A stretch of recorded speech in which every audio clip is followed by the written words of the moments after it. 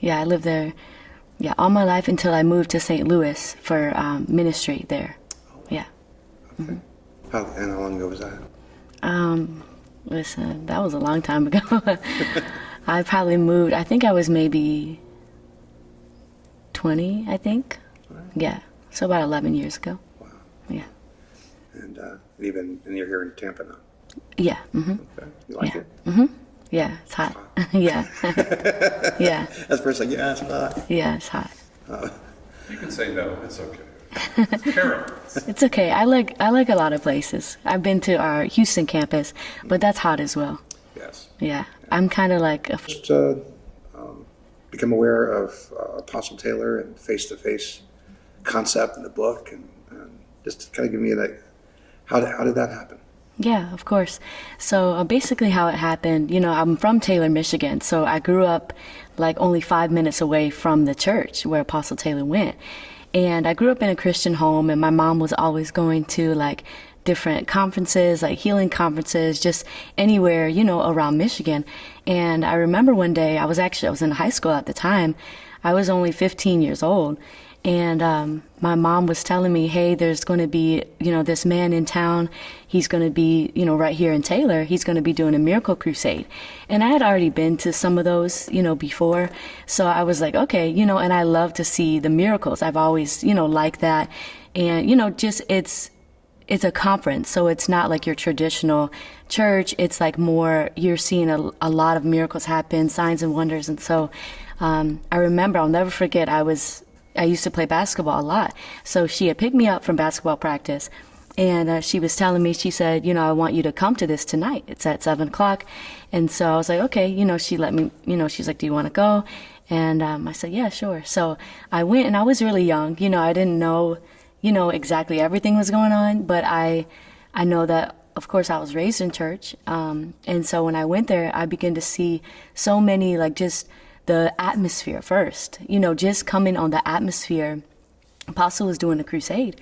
So just being there, I could see, okay, this is different. This is not normal church.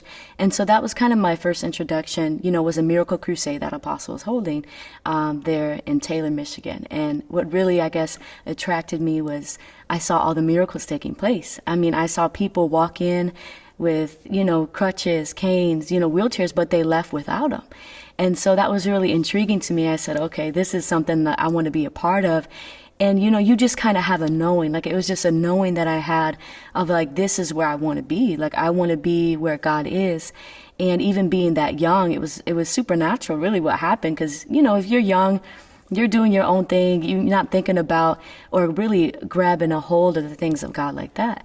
And so I just remember being in the first service, with Apostle, and seeing him walk out on the stage, experiencing like the glory of God, feeling the presence of God, seeing the miracles, all of this stuff is going on. And I said, okay, I want to be a part of this. And that's what really, something supernatural happened, in that service. Like, God really grabbed my heart and really got to me. Like, I was just, from there, it was done. And I never stopped going after that. That was actually a part of a conference that Apostle Taylor was holding. It was like a 3-day conference. And, it was very special because God came in those services. We saw so many amazing miracles. And I just remember looking around the room, and I'm seeing all these, there wasn't a lot of young people there. There was a lot of people that were, like grown to me at the time, just seeing them like tears in their eyes, like really being touched by God's presence, and not just like kind of a religious thing, but they were really having an encounter with God. And they were meeting with God. It was like a service. It was not just a service. It was like literally a meeting with God. And you could see the change that was happening in people's lives. And so Apostle even extended the services. He said, God told me to extend these services. And that was back in 2015. Like, I've been a part of the ministry for over 16 years now. So that was a very long time ago. I was very young. But God got a hold of my heart in a special way. And I see people that are like 15 years old now, their mindset. I'm like, wow, God really got a hold of me, because I wanted to stop doing everything else, but just be in those services. And so, back to those services, a 3-day, Apostle extended it to a 7-day, service. And people were just like knocked out under the glory of God. I mean, just on the floor. And at that time, we didn't have, even carpet in that building. People was knocked out on the cement floor, and you could see their tears all over the cement. Like, it was amazing. People were really touched by God's power. So that was really my first introduction, to Apostle Taylor. Was my mom told me, and then being in that service and actually being able to, see who this man was and the power of God that he walked in. And it was not only the miracles that really, grabbed me, but it was, the Lord appearing to people. He was saying the Lord could visit you. And so that's kind of how I heard about the book. But even at that time, because I've been apart for a while, the book wasn't even out yet.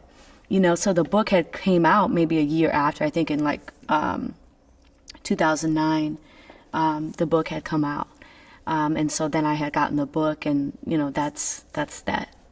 Yeah. So what were you thinking before you, just everything we know about it, that people who are reading the book and open themselves up to it, that they'll have an encounter? Yeah.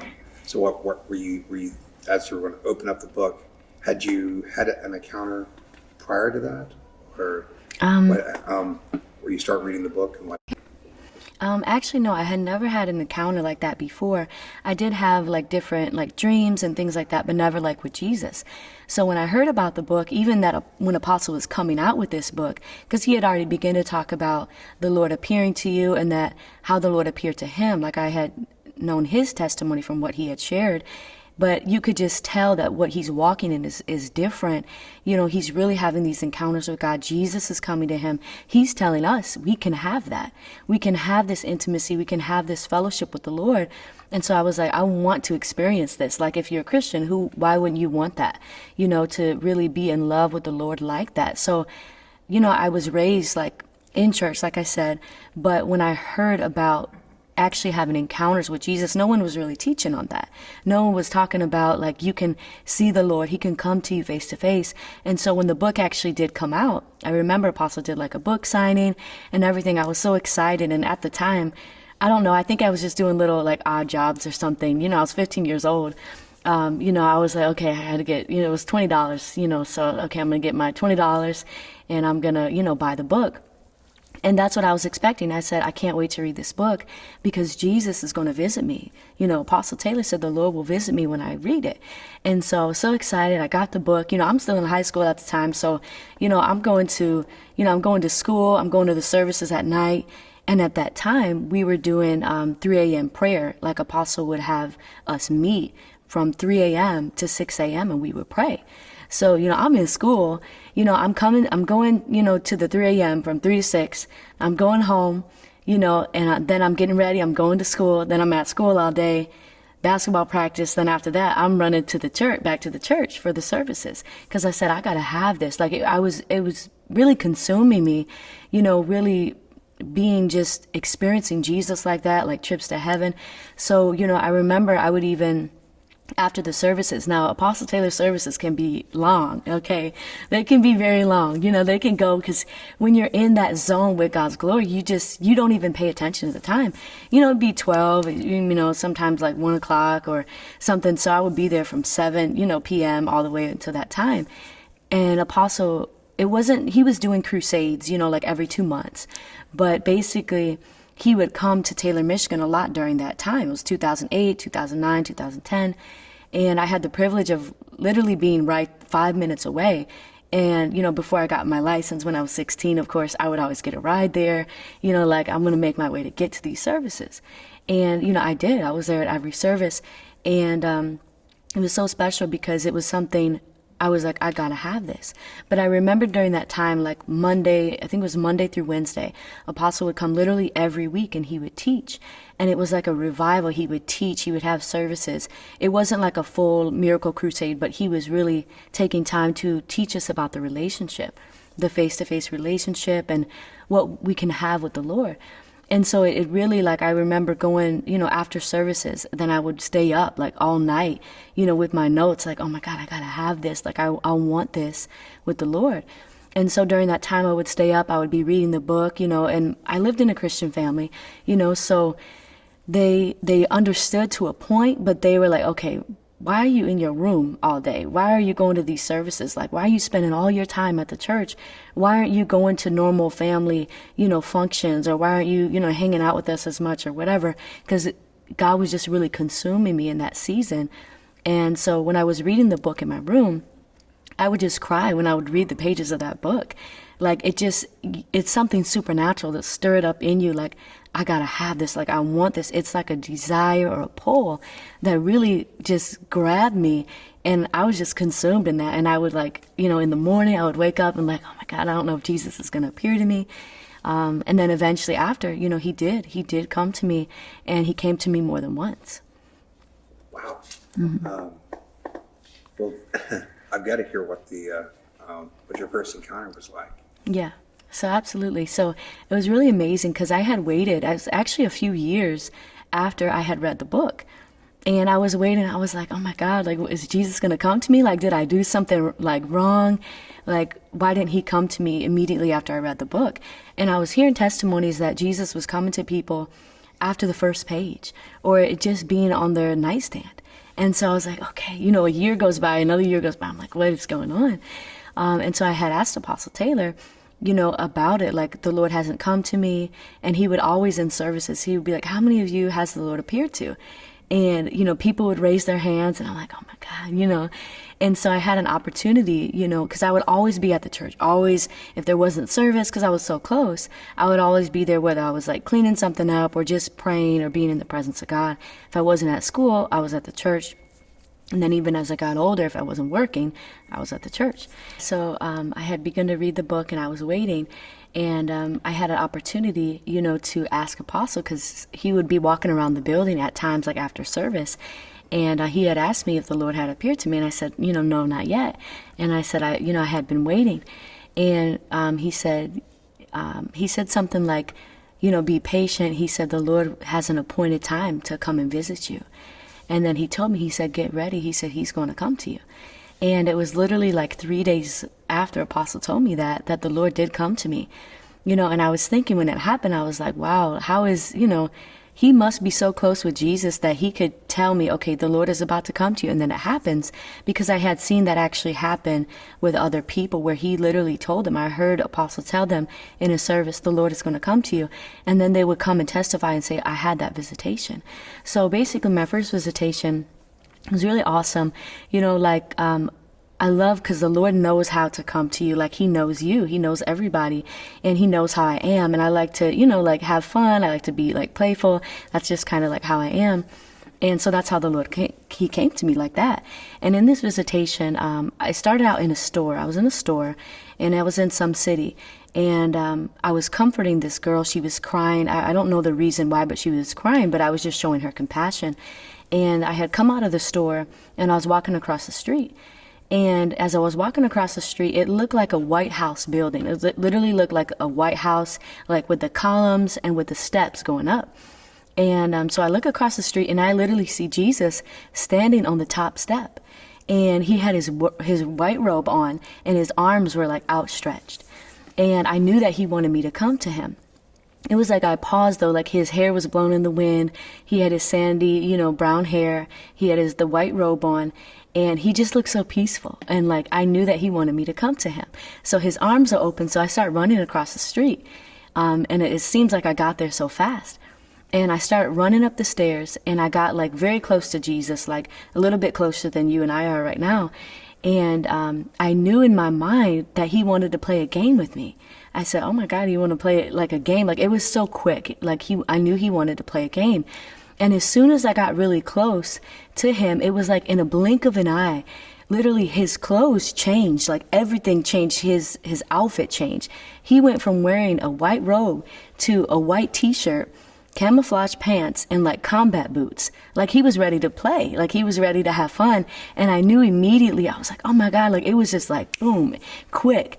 And he just changed immediately like that.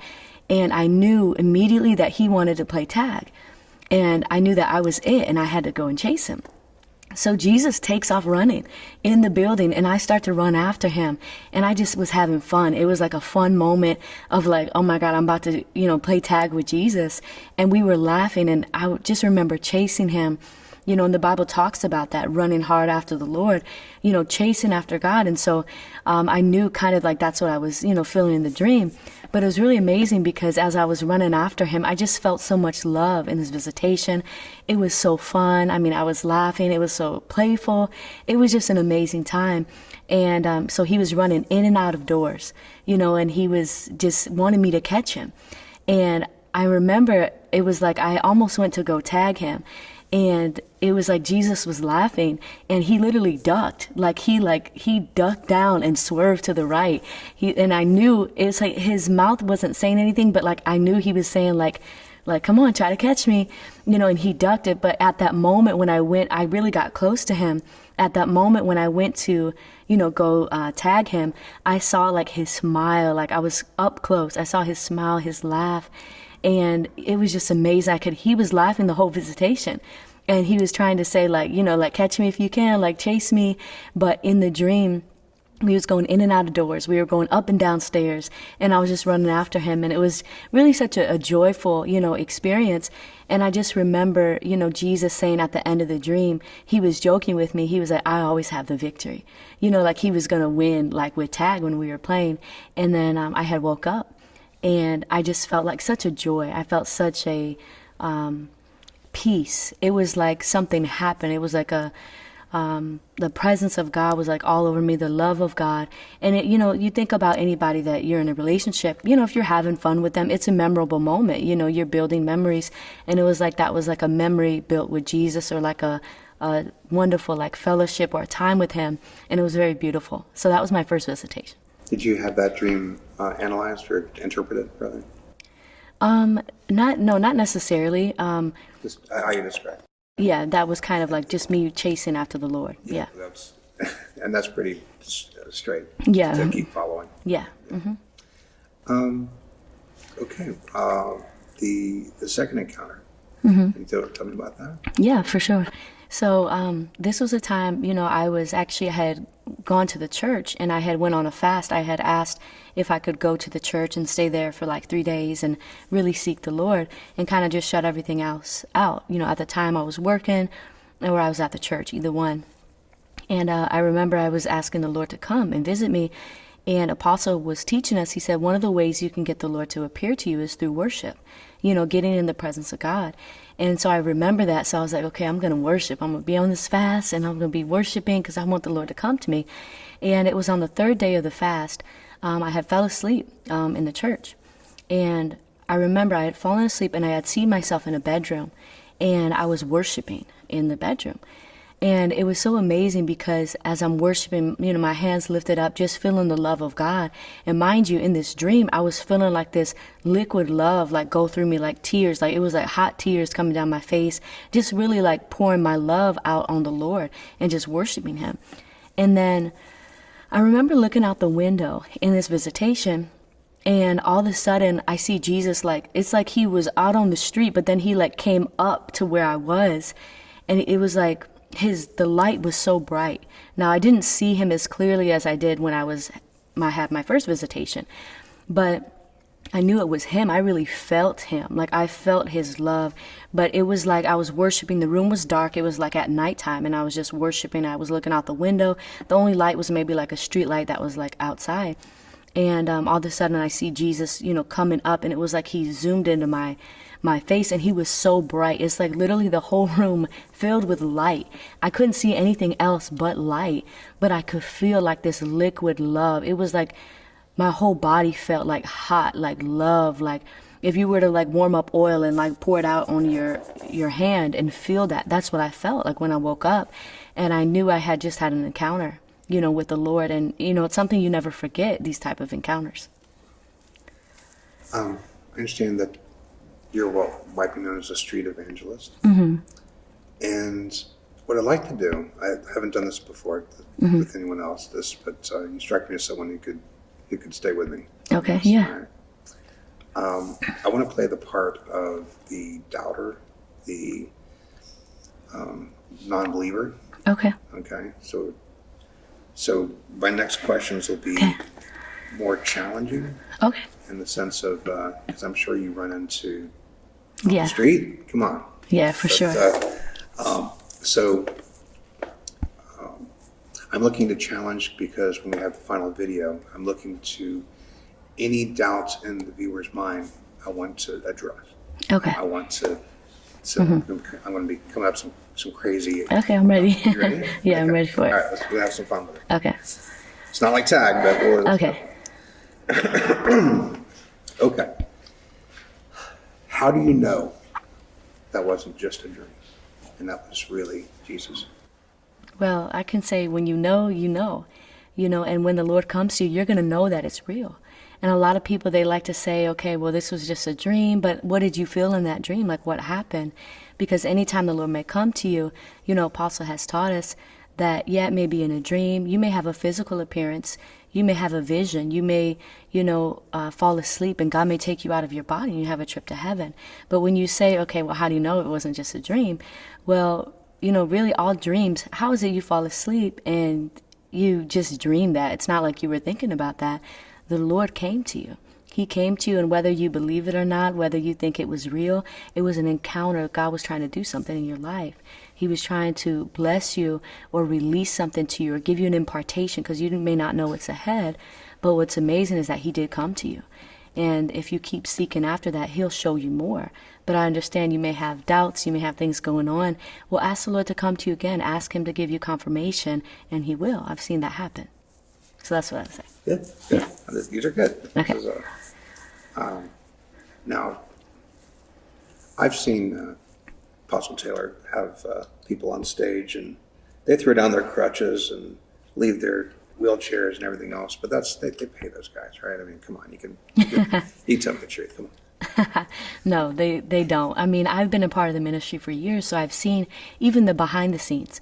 I've literally seen people walk in looking crazy as I don't know what. I mean, can barely even walk, or in pain, in tears and pain, and I personally even have met some of the people that we invited. I met them while they were out doing their grocery shopping.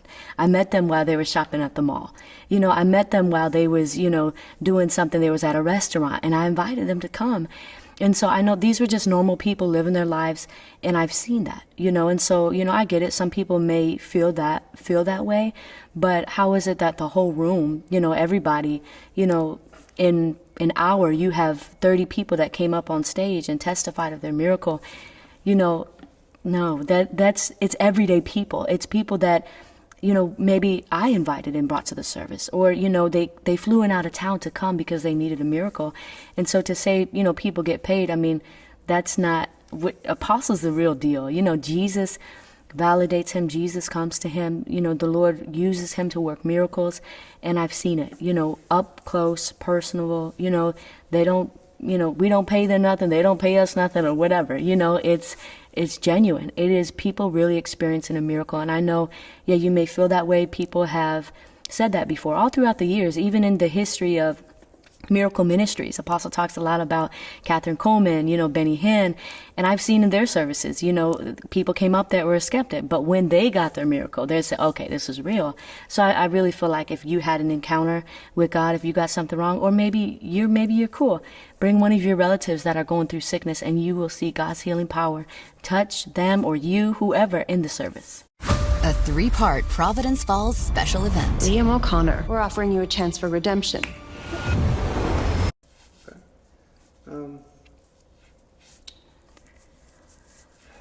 Probably not for me, because I'm a sinner from way on back. I was in a gang.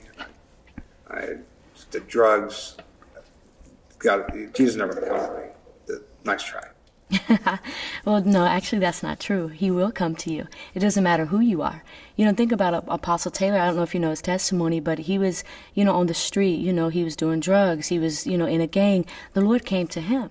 One thing that, I can understand why you feel that way, because they teach that in the church. They make it so religious. You got to be holy. You got to be perfect. And that's why Apostle has taught us about that. The church will really mess people up. He said the church is supposed to be a hospital, but really it's not. The church, he said, is the only one that really kills its wounded. And so he said, whenever you don't have a heart that is about redeeming or about loving, he said, that's evil. So even for you, no matter what type of life that you live, Jesus said, come as you are. even his, apostles, he chose them out from the street. They was not in the church. He chose them. I mean, Peter was cussing. He had a cussing problem. He was crazy. He tried to cut off somebody's ear. So it doesn't matter what you've done. Even if you say, okay, I, shot somebody. I was, selling drugs or whatever the case was. If you come to him, he'll make you whole. He'll change you. He'll transform you. And I understand you feel like, I don't know if he'll come to me because I've done so much. But that's maybe just something in your mind. Like Jesus' love for you goes beyond anything you've ever done. And Apostle he's taught us about that, is that Jesus' love, it goes beyond the knowledge and good and evil that he knows about you. So he loved you when he made you on this earth. He loves you the same way right now as when you was 10 years old. Now, however old you are, he loves you the same way. It doesn't change. His love goes beyond you, beyond your faults, beyond your failures. It's the church that makes you feel like you're not good enough. Well, let's say that I'm believing you. Now, isn't it just enough, like, okay, Jesus, come to me tonight? Why do I need to read this book? Face-to-face appearances for Jesus. What? Oh, because it'll help you. Think about anything you need, maybe for your health or whatever you're trying to do. You want things that are going to help you. Whatever it is, if something is going to help you, you want it. So this is something that's going to help you. Think about if somebody's sick and there's a doctor that has something that's going to help them. I mean, you would want to know about it. So it's just something being unknown. This is something that people just need to know about. You may not know, but when you read this book, you're going to be like, okay, I needed that. I needed to read that. That was good for my soul. Like, that helped me. But I know when you read the book, Jesus will come to you. Not only will he come to you, you'll feel a change in your heart. You will feel your heart soften. Even like you said, you lived like a crazy life. Your heart will soften. You'll feel a change going on, but you got to let it, change you. Just yield it to God. Like, God, whatever you want, to do as I read this book, like, do it, and he will. Perfect. All right. That was great. Okay, those are easy questions. Those were easy. Okay. What would you like to say to Apostle Taylor? I would like to, say thank you, to Apostle Taylor, because he's really made a sacrifice, to who is going to give up, their whole life. I mean, and he has served God continually since the Lord came to him. So I really just want to say thank you to Apostle for his obedience and really just paying the price and being willing to sacrifice and, everything that he's done for the world. I've been able to see how many lives that he's touched just from my view, being part of the ministry for the years that I have, let alone even before I became a part of the ministry. But I've been able to travel and see, how his life, his sacrifice, what he's teaching, nobody else is teaching. Nobody's having encounters, like that before they come to the ministry. And so really just thank Apostle for the lives that he's touched, my life, the investment. He invests in people. He loves people. He wants to see them come into their destiny. And just want to, thank Apostle for investing in me, for being patient with me, for helping me, mentor me, disciple me. Really, he has always led me to Jesus. He has always pointed me to Jesus. He taught me that I could have this relationship. And that's really what I'm most grateful for, is that he introduced me to Jesus in a way, where I can have an intimacy with the Lord. But also just what he's taught me to, walk in miracles, what he's taught me to help be an effective minister, of the gospel. And it's really just a change. There's so many, I could go down the list, but he's taught me how to love Jesus, to worship, to study, to go after the Lord, to really treat people right. There's just a whole list, but, I'm just really grateful, because I know I would have just been raised up in church doing like the normal thing, like, okay, Bible study, but Apostle taught me more than that. And he taught me about the kingdom, really experiencing God. And so I'm really grateful, to Apostle, his sacrifice. Perfect. Thank you. Excellent. Thank you so much. Okay, you're welcome.